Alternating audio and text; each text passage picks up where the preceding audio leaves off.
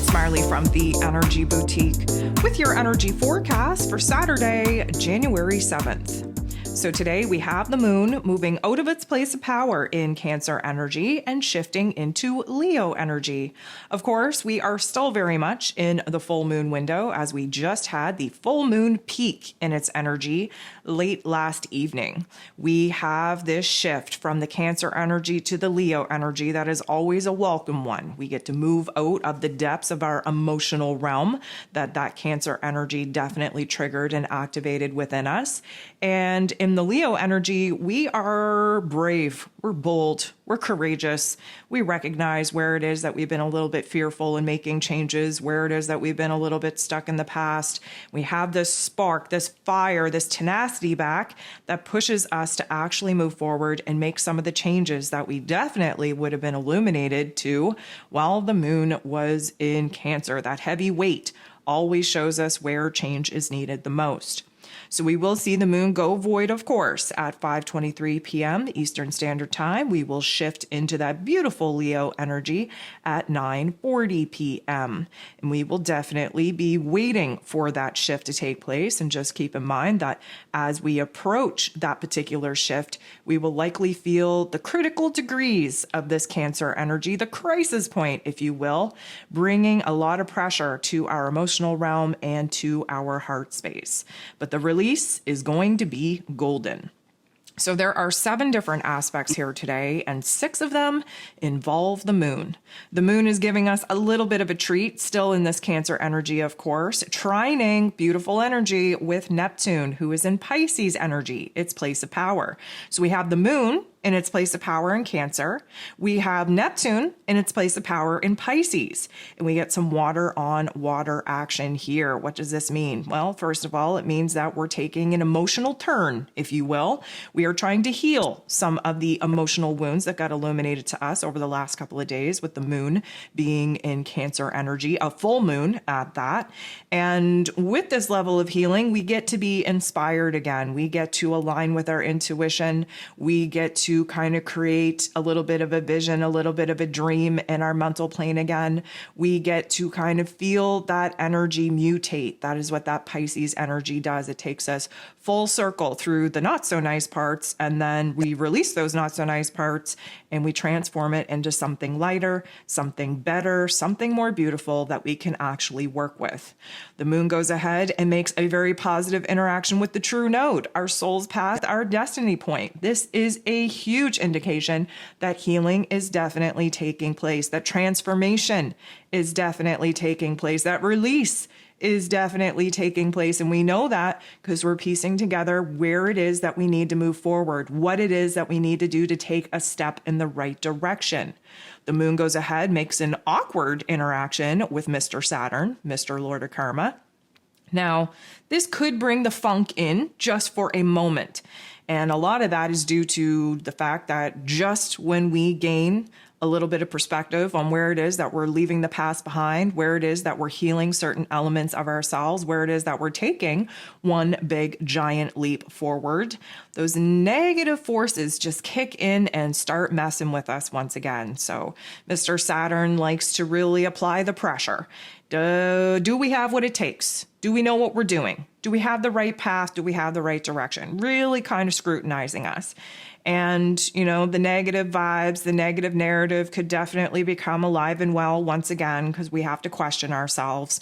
We have to recognize where the fears are coming up, where the doubts, the insecurities are coming up for us, because, of course, that is a huge indicator that, guess what, we're on the right path.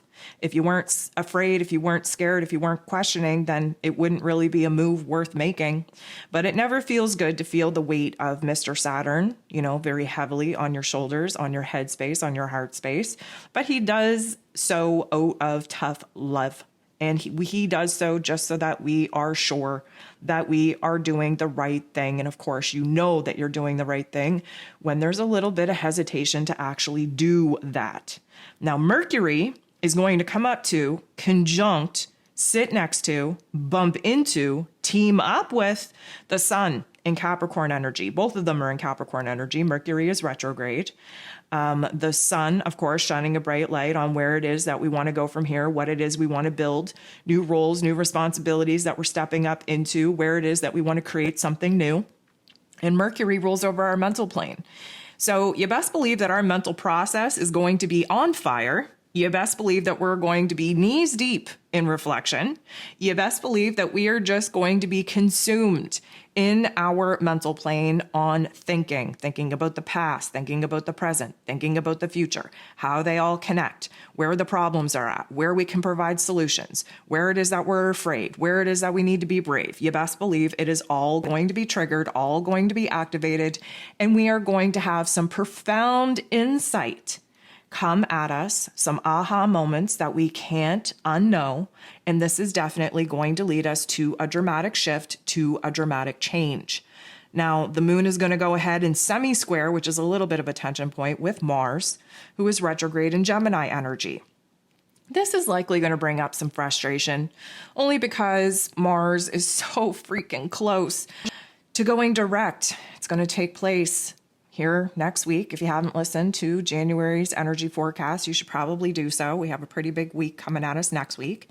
And with Mars just, rearing to go, he's on that line, when you're about to start a race and you're waiting for the gun to go off, the flag to drop, whatever the case may be, and you're a little bit jittery. You almost feel like you're going to jump the gun, but you're almost afraid that you're going to hear the gun or see the flag drop, and you're going to be late and you're going to be stuck in a state of paralysis, and you're not going to be able to join the race on time.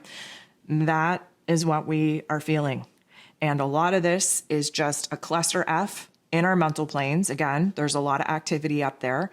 We're having a lot of frustration and agitation because a lot of the aha moments, a lot of the solutions that we're coming up with, we can't even take action on at this point. And, that's a little bit hella frustrating.